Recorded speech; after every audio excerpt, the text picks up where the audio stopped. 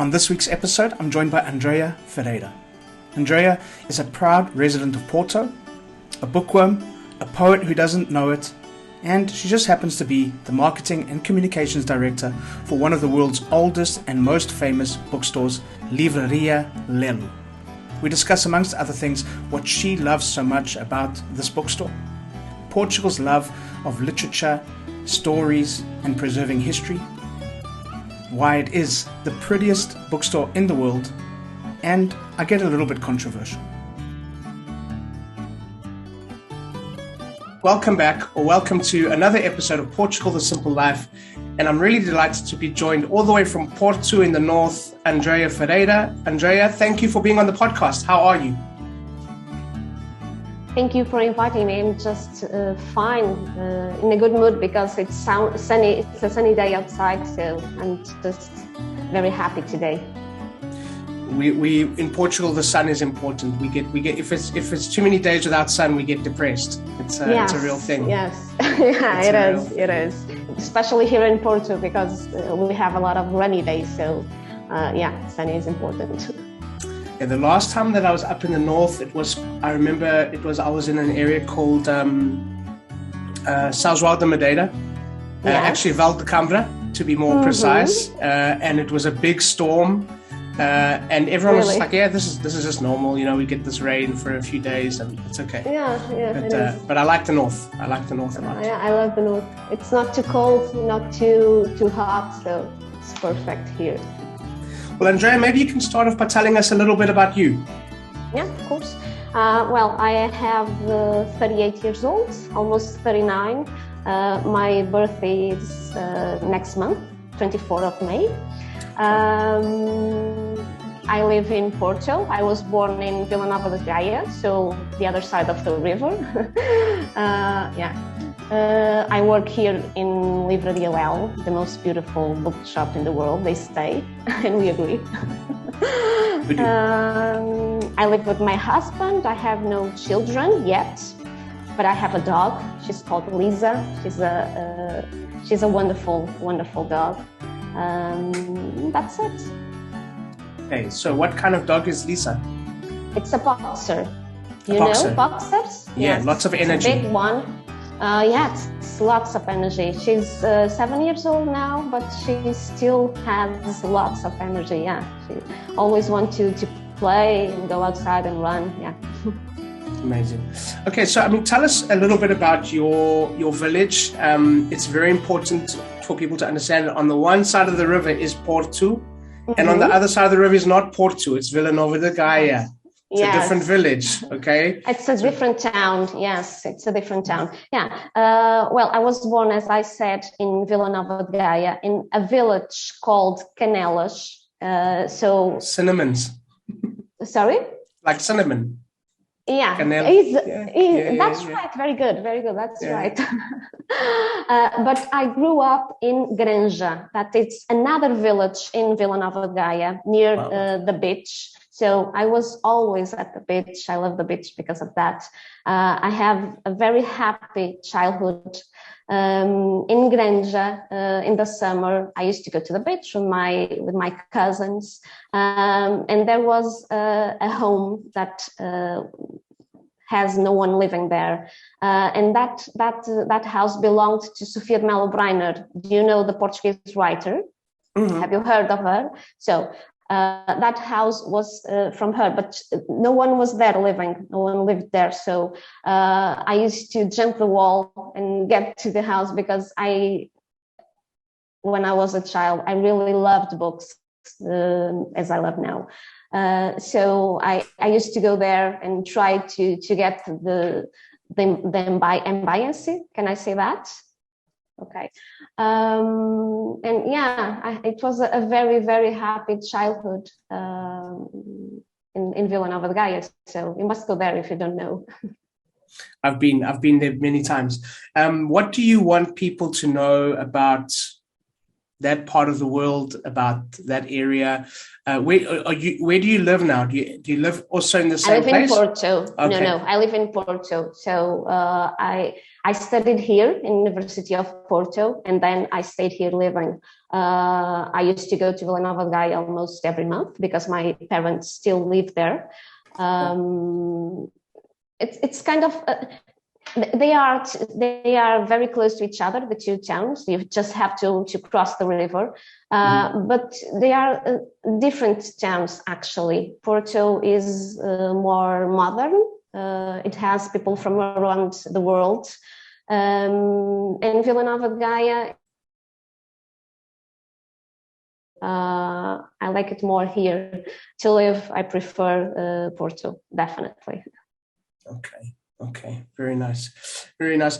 And what would you like people to know about Porto? about your town? Because now that's your hometown. Now is yes, Porto, it is. It's a very famous town, and a lot of people know about it from because of the wine and the Douro and lots of other things, Francesinha. But what's something that you would like people to know about your hometown? Well, first of all, it's not a big town. It's not like Lisbon. So you get to know almost everyone from the town. So it's a small town, but still has a lot of things to do, cultural activities. You can go to theaters. You can go to the cinema. You can go to see exhibitions. You can have great food, great wine. The city is so beautiful. Even when it rains, it has, I don't know, some mystic around it. So it's beautiful in the winter. It's beautiful in the summer. I really love the city. I used to say it's the most beautiful city in the world, and I travel a lot. So yeah. Okay, well, let's talk about your growing up and your love for books. Yeah. Did you ever think when you were growing up that you'd be working in the most beautiful bookstore in the world? No. When I was growing up, I used to say that I wanted to be a writer. So yeah. And then I went to college and I went to journalism. I studied journalism and communication because I wanted to be a writer. Even when I was 18, I still wanted to be a writer because I loved books. And well, I didn't. There's not a degree to be a writer, so I went to journalism. But no, actually, I just met Livraria Lello later when I was in college. Okay. So no, I loved books, always loved books. And I even know why, because my parents don't read that much. I have a sister that she also don't read many books. So it's kind of weird. It's a mystery to me why I love books so much. But yes, I really love books. I have a big library at home. I read every day. I buy more books than the ones I can read, actually. Yeah, I know about that. My wife will agree with you that about me. I have a whole library of books that I haven't touched yet, and she doesn't know why I bought them. But they are there. I can touch them. Exactly. Yeah. So it was a good surprise, and to come here to work at Livraria Lello, because every day we talk about books. Even if I'm not at the bookshop, I'm at the office next door, but I go there every day. So I talk to my colleagues that sells books every day. So it's amazing. It's a very happy life.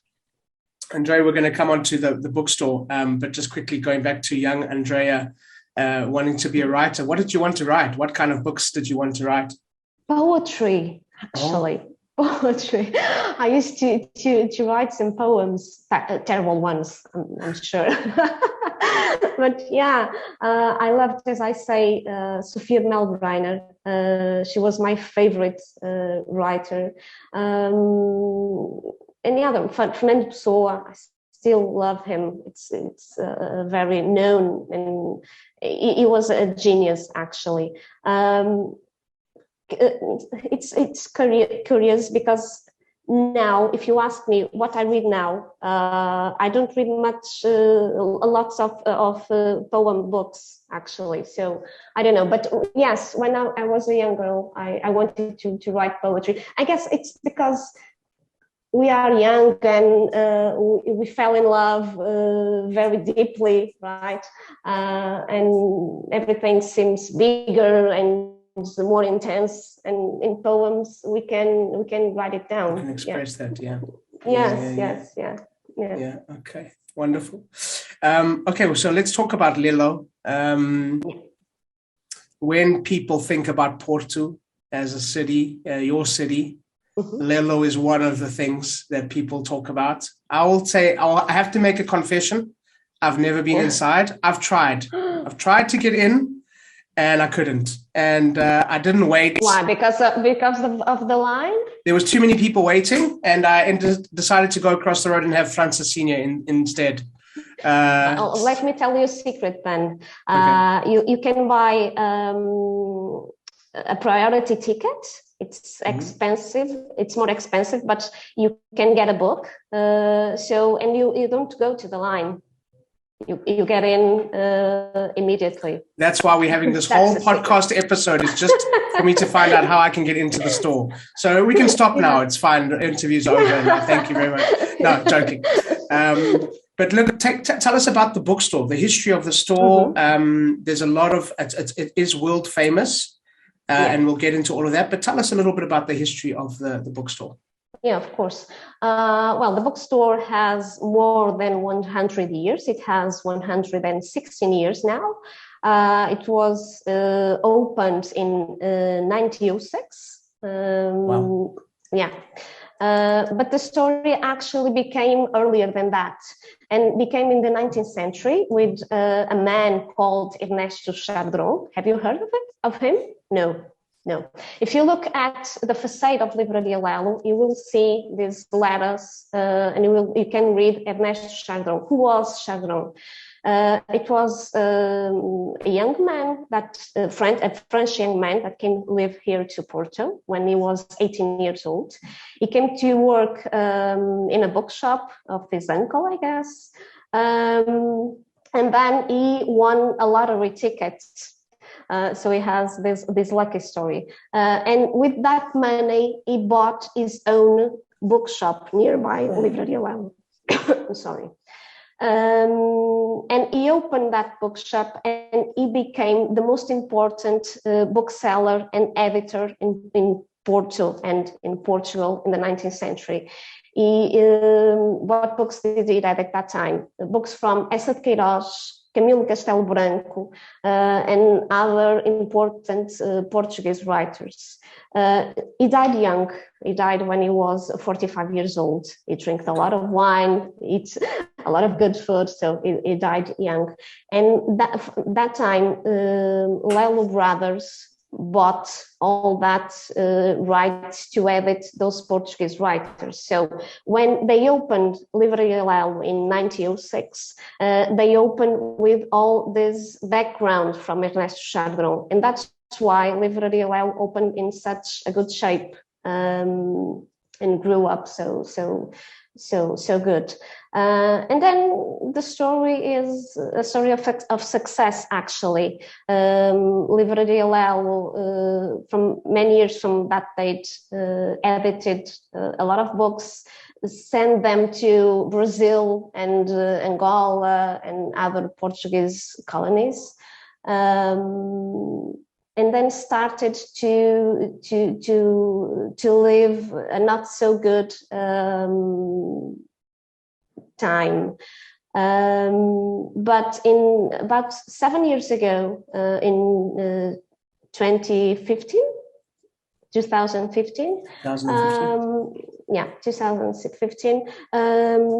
Livraria Lello was bought by Família Pedro Pinto, by a new family, and started to live this second life, we call it. and became another story of success, because by that time, in 2015, Livraria Lello was already known as the most beautiful bookshop in the world, but it had not all this life it has right now. It hadn't a cultural program. We didn't have that time the voucher to get into the bookshop. So it suffered all this transformation, and that's why we are in such a good shape now. So what's changed now? Just some of the things that have changed with in the last years with the bookstore, in your opinion? Well, first of all, we have this ticket voucher to get in Livraria Lello. You pay €5, but with that €5, you can buy books. What happened that is so important, we started to sell more books, because before the ticket voucher, people got in Livraria, but they didn't buy books. Livraria Lello stopped to edit books in the 90s. We have a cultural program. We have books presentations. We have exhibitions. We started to buy and to promote old books, first editions, and so on.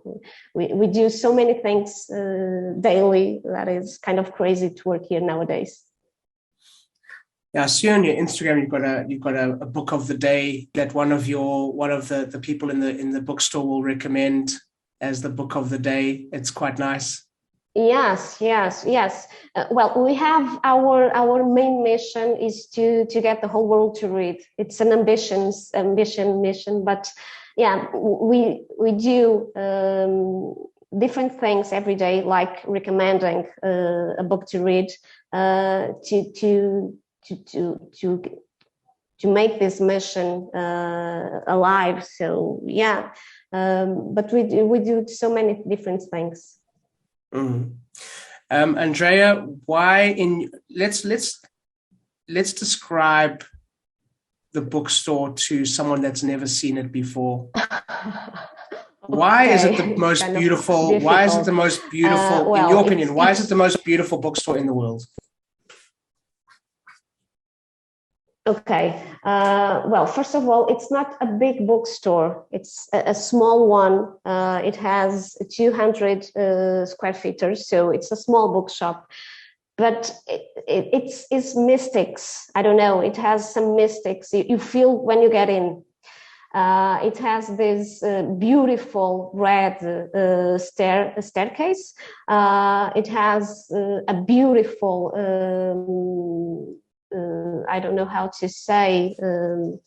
I'm sorry. I don't know how to say it in Portuguese. Say it in Portuguese, and I'll translate. I forgot to say how to say in Portuguese and in English. Vitral. Okay, vitral. Vitral. How do you say vitral in English? Good question. I don't know. Yeah. Vitral. Hold on. Let me look. Because that word. Yeah. Go ahead.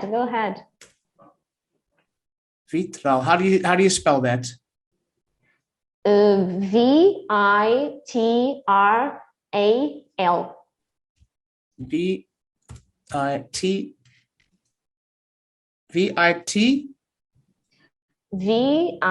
Vitral. Vitral.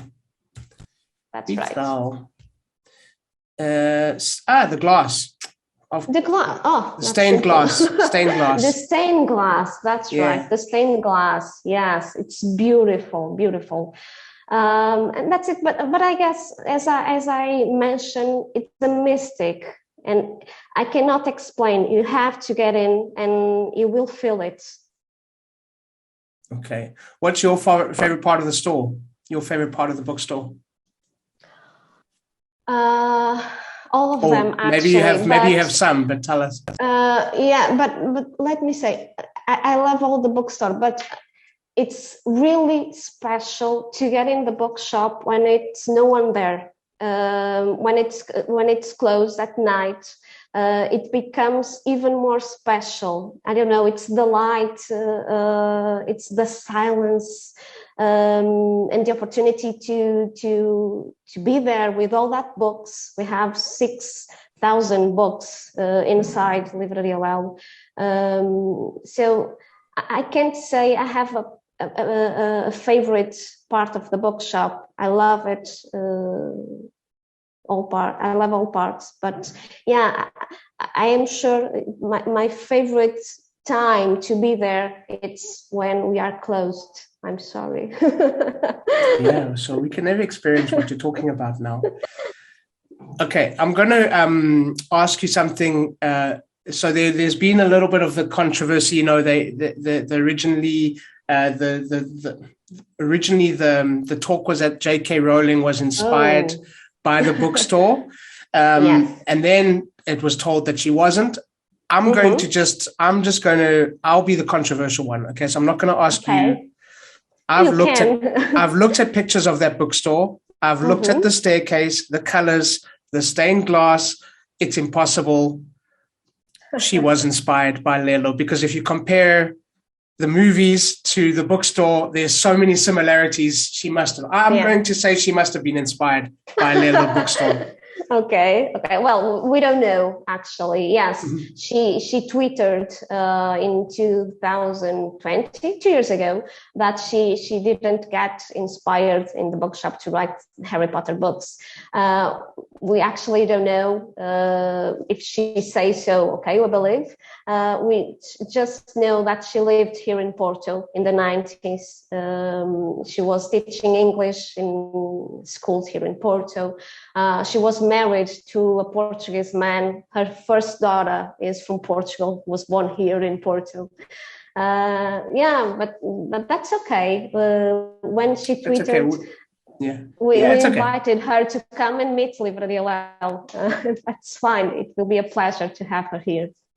And even the gowns, the gowns that the kids wear, the robes. It's very much similar to the university robes that you wear there in the north. There's too many similarities. So J.K. Rowling, if you have a problem, come speak to me. We can have a discussion. I'm convinced she was inspired by that bookstore because there's too many similarities. Andrea, there's a massive literary connection in Portugal. For I've been amazed that I'll go to some small little villages and there'll be a literary festival happening with books for sale. We have actually near where I live, we have Abidos Castle is near where I live, and we have a literary festival in the castle. There's a hotel called the Literary Man, which has the most books in the world in a hotel. I don't know if you've been it or if you've heard of it, but what is it? What is it about this connection with books and in Portugal that is so part of our culture, and you see that so prevalent today? I think it's a beautiful thing still. Well, I don't know. I can talk about Porto in particular. Yes, we have so many bookshops, old bookshops here in town. We have so many writers that lived here or passed by here, such as Essa de Queiroz. Essa de Queiroz used to go to Granja. I talked about Granja in the beginning of our conversation. He used to go there on his vacation. We have Camilo Castelo Branco. So many writers. I guess it's because they say we are a melancholic people. We are melancholic people. So I guess books are kind of a connection with our soul and our culture, as you said. Actually, Tourism of Portugal, they are trying to bring this up and to reinforce our connection to books and to bookshops. And I guess it's an important work to do, because we are not just a city or a country of wine and food. We have so much more to offer, like these stories of books and writers. We have a Nobel Prize, actually, José Saramago. He was not born here in Porto. He is from Alentejo, but he lived here nearby in the north of Portugal. Okay. So there's so much to discover connected to books and writers. For you you were a young writer, okay, writing about you're writing about heartbreak and love and boys. Yes. But and someone who loves books, someone who loves the city that you're in. What do you think inspired these writers? What do you think about this place inspired the writers? I don't know, maybe the weather, because I'm talking about Porto in particular. The cloudy days, the rain, that word that we use, saudade, that is in our soul, in our blood. Even if we are not sailing anymore and discovering new countries as we used to do some centuries ago, it's still with us. So I guess that's why we are so connected to stories, and we need to put them on paper. Yeah, and when you read someone like Fernando Pessoa, it's always about the surroundings, but how he felt and how those surroundings made him feel. He would speak about the smells, and he would speak about the grayness of the stones and the noises, and how it made him feel alive or alone or these kind of things. So maybe it's not melancholy, maybe it's just being connected to our feelings. It's being expressive. It's very much part of the Portuguese culture as well, as being able to express what we feel.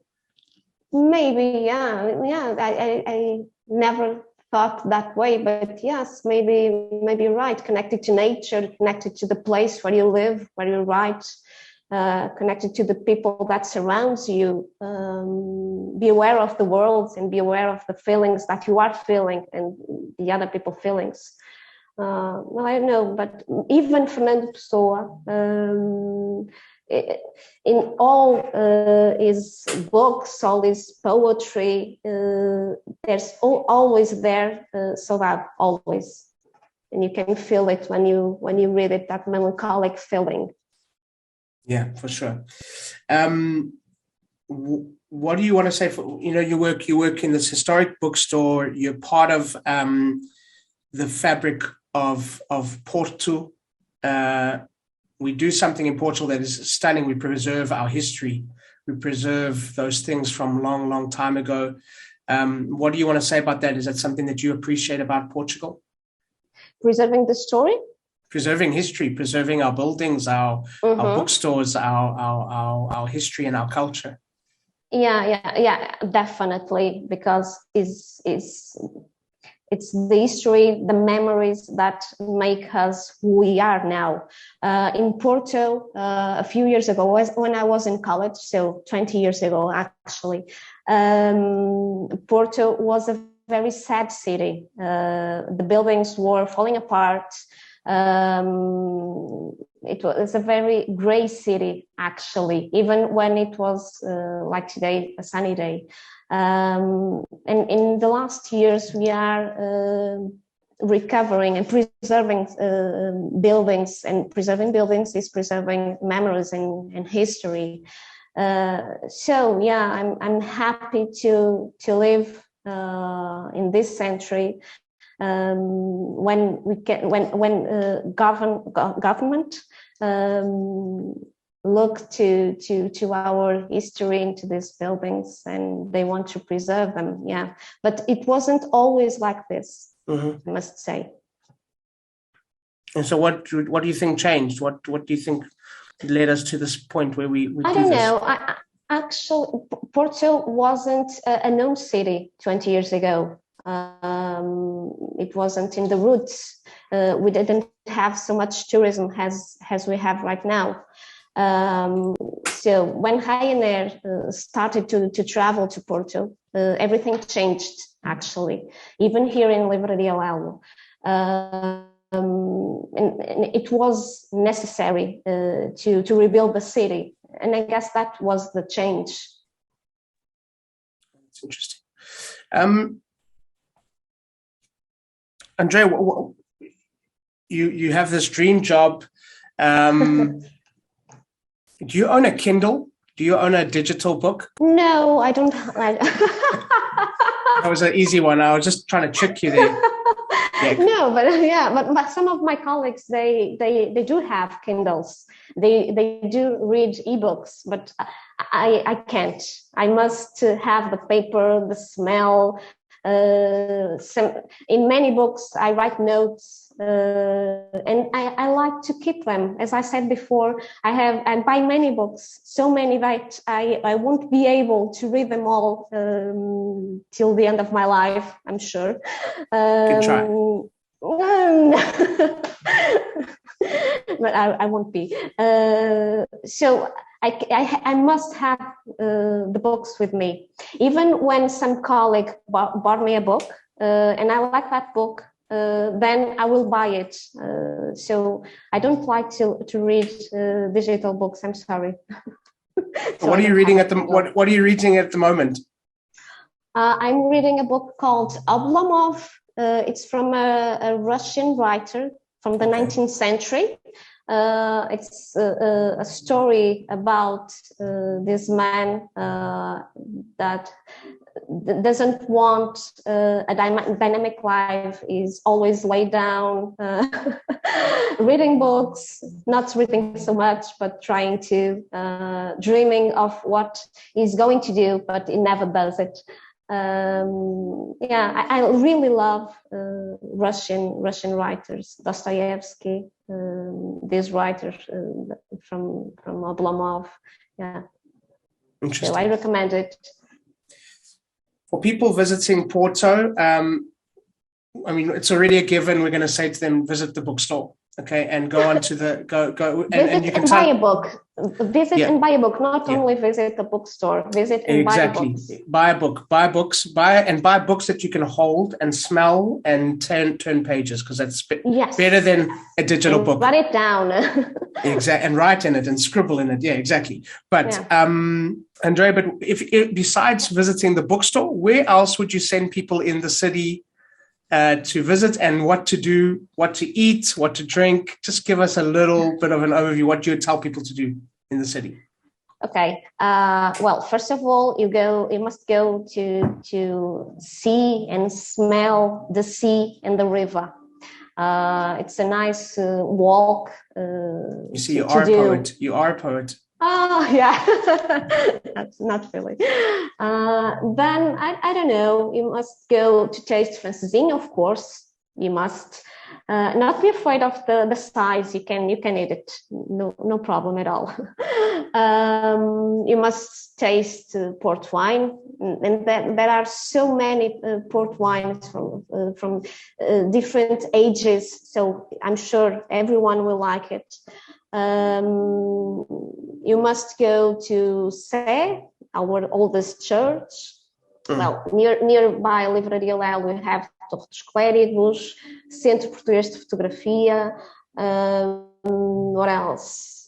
You have University of Porto that has a cultural program also. There's so much to do. You have Teatro Nacional de São João, one of our oldest theaters in town. You have Teatro da Bandeira that actually was bought by Livraria Lello in 2019. And you can go to drink a beer in a garden, to see the sunrise. Enjoy the city. Where is that spot? Because I've seen so many photos of that spot where people go and sit to watch the sun setting over the river. Where is that? The sunset, yes. It's nearby Livraria Lello, actually. It's called, let me see if I can remember, Miradouro das Virtudes. Miradouro das Virtudes. Das Virtudes? Das Virtudes. It looks amazing. That's right. Yes. It's, I don't know, maybe 800 meters from Livraria Lello. Okay. So go buy a book and then go sit and read the book at Miradouro das Virtudes until the sun sets and have a beer. Until the sun sets, and then you go have dinner, go eat a francesinha. Okay. Yeah, very nice. Andrea, one thing that you want people to remember and take away from our conversation? Okay. I guess we are living this difficult moment in Europe because of Ukraine and Russia and all this stuff that we are not expecting. We were living our comfortable life and all that. Books can't save the world. I know I'm not that naive, but they can make the world a better place to live, because they can make you travel even when you don't leave your hometown, and they can make you a better person because you know other worlds, other cultures, other ways of thinking. Yes, it seems weird, but yeah, when you read books, and if you read more, you will become a better person. And if everyone becomes a better person, the world will become a better place to live. I love that. Thank you. How can listeners follow you online? How can they find out more about the bookstore? How can they get their vouchers to get in? Okay. Tell us all about that. They can buy the vouchers to get in our website, livrarialello.pt. Okay. They can also buy with my colleagues here in Livraria Lello, but the easiest way is to buy online. And they can follow us on Instagram, Facebook, YouTube, LinkedIn, and now also in TikTok. We are in TikTok because we want to reach more young readers, and we need to be there. So that's get them off TikTok and get them with more books. Yes, I have teenage daughters, so they can follow us on TikTok. Okay, I'm going to do it. I'm going to tell them to follow you guys on TikTok. Okay, amazing. Wonderful. Andrea, a question that we ask all of our guests. Portugal, the simple life. Why? Because you can be so happy with little things. You don't have to have much money. You don't have to be rich to be happy here in Portugal. You can be happy by going to Mirador das Virtudes and have a glass of wine, or to drink a beer with your friends and see the sunset, as you said. You can be happy by walking to our streets and listen to some music because they are playing in the streets. The main message is that you don't have to have a lot of money. You don't need to have a lot of money to be happy in Portugal. So you can have this simple life, and you will be the happiest person in the world. I love that. Thank you so much. Andrea, thank you for being on the podcast. Thank you. It was a pleasure to talk with you. You're welcome. And I'm going to let you call it. That's a wrap. So thank you once again to Andrea, and thank you to all of you for listening. Please subscribe, share with your friends, give us a thumbs up, and please leave a comment or a review. We'd love to hear from you. We'll be back next week with a brand new episode. And as we say in Portugal, te próxima. Welcome to the simple life.